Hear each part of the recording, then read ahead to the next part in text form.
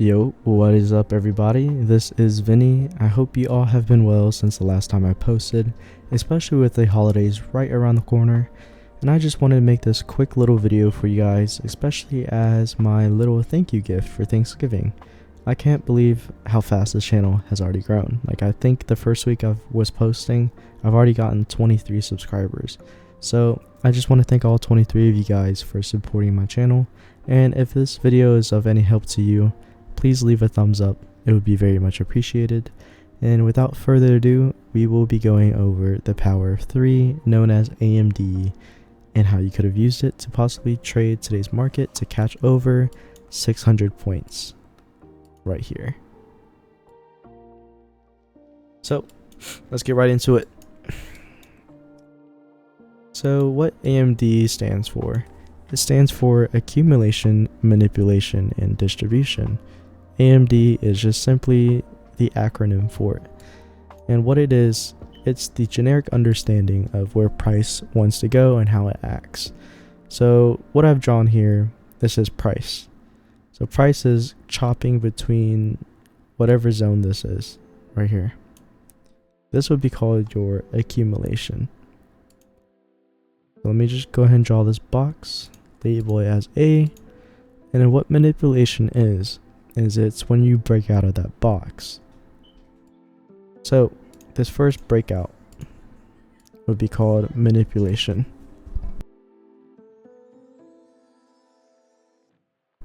And then this reversal from that manipulation would be called your distribution. Same thing over here. This would be accumulation. This would be manipulation, and then this reversal would be your distribution. And normally when you are trying to place a trade, you want to catch the distribution. So we're going to catch these longs upwards right over here.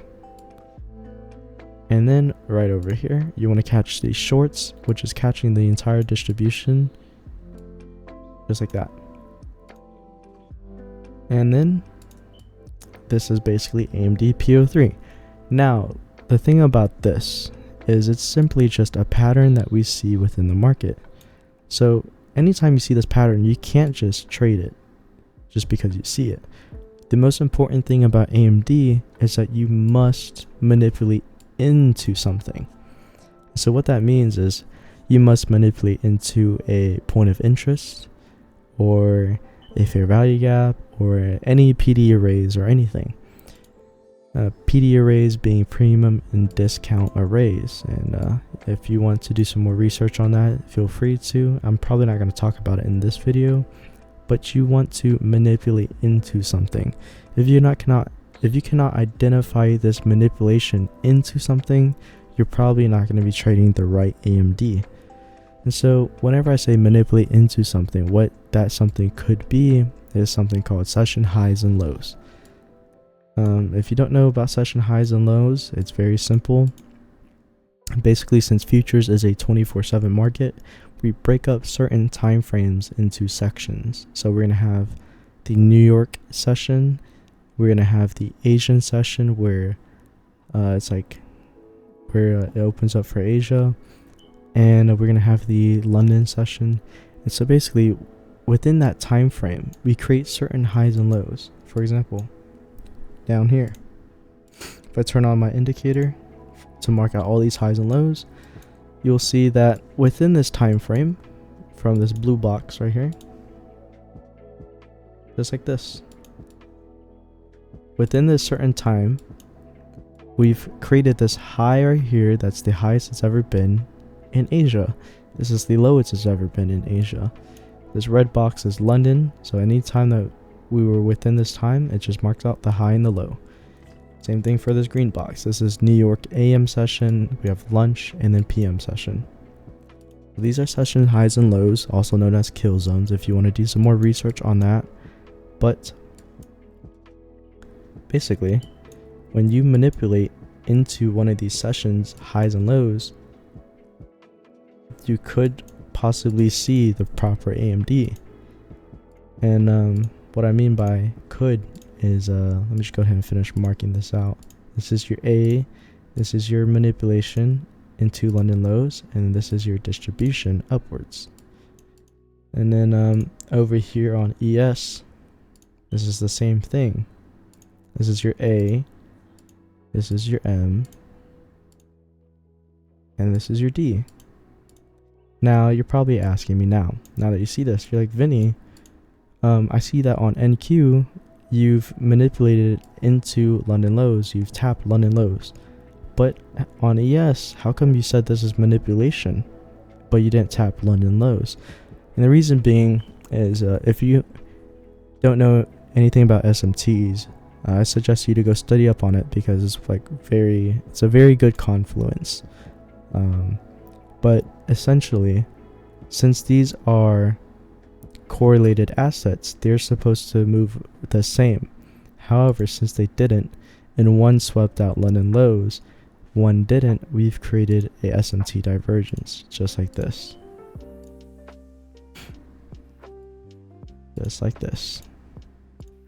So, just like that, we have our accumulation, manipulation into London lows, creating that SMT, and then we have our distribution upwards.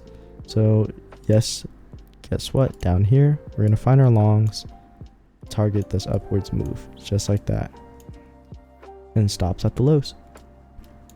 Same thing with ES, you could take this long as well. Sometimes I always like trading the one that actually took out the lows though. So it's up to you.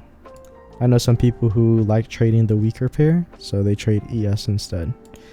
But this is basically AMD in a nutshell. So then the opposite is the same. So for over here, this is our accumulation. And then over here we have Asia highs. And then guess what? We've manipulated into Asia highs. And then we distributed downwards, where then you would short the market like this. But you really have to identify if it's proper manipulation.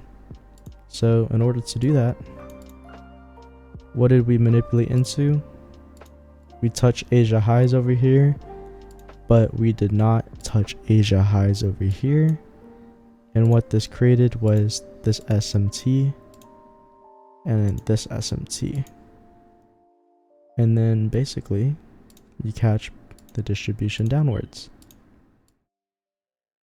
Just like that. And you short it right here. Bang, bang. Easy money, just like that. So this is AMD in a nutshell. If you guys have any questions, feel free to ask in the comments and study up on it.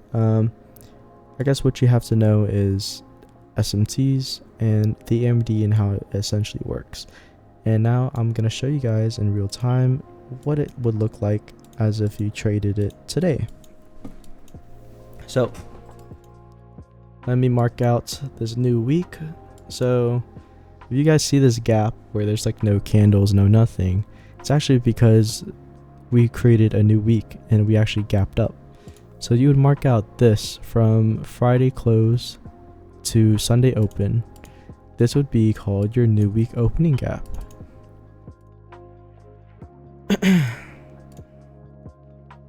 New week opening gap. And so, like I said earlier, whenever you manipulate, you have to manipulate into something. It could be a session high, a session low. It could be a fair value gap. It could be anything of a point of interest. It just has to have a conviction that it's going to reverse off of it. So we manipulated right here into the new week opening gap. And then you could probably call this right here accumulation, just like this.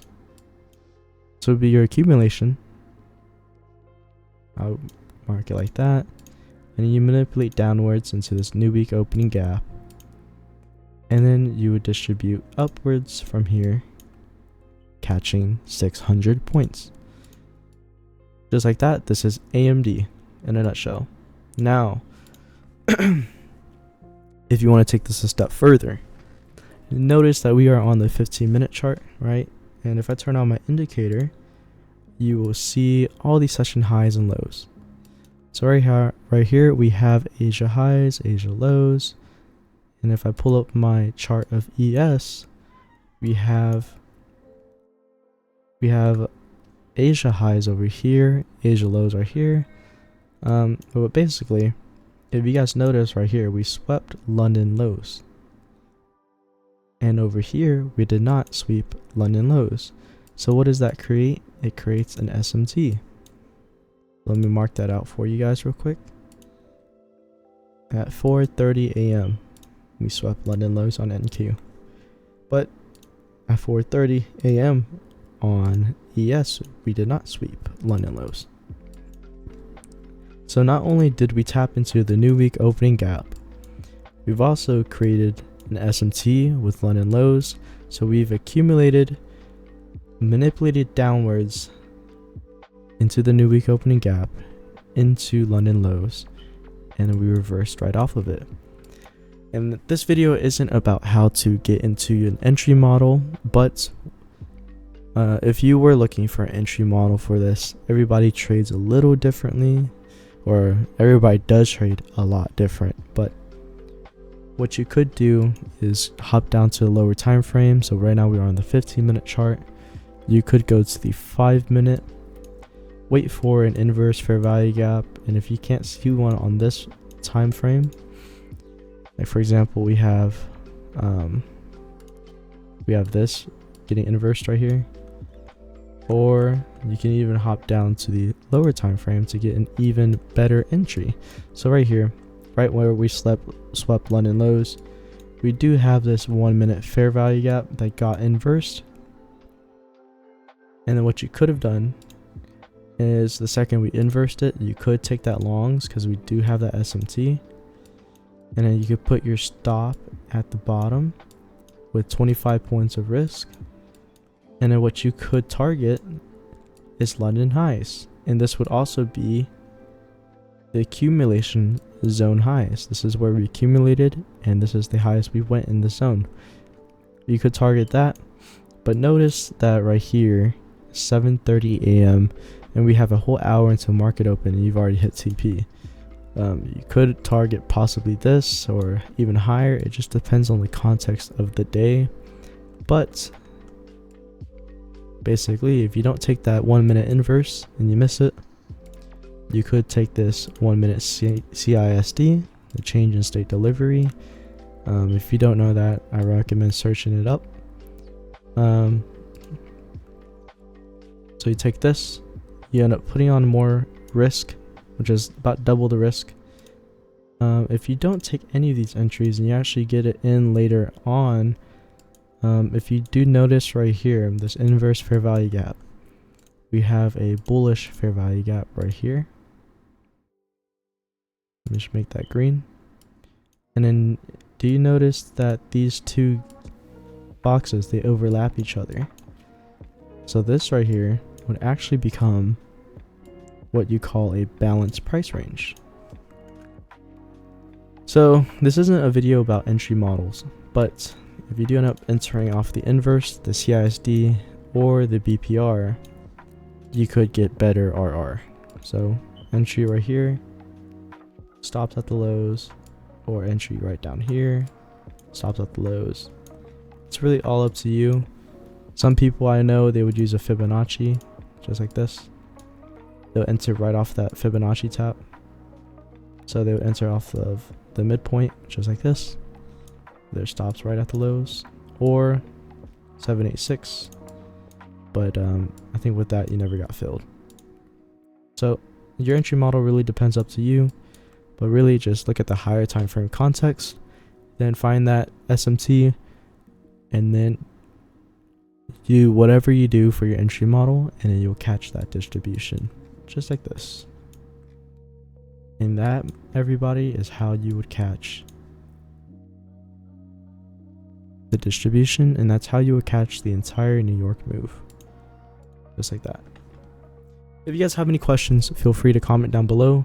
If I didn't make anything clear enough, feel free to ask questions, and I will be opening up a Discord soon, hopefully, where we will be community that would help each other out, and I hope to talk to some of you guys.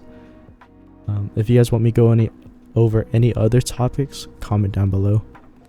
And yeah, I'm here to help. And with the holidays right around the corner, enjoy the food, enjoy the time with your family, cherish your loved ones, and yeah, until next time.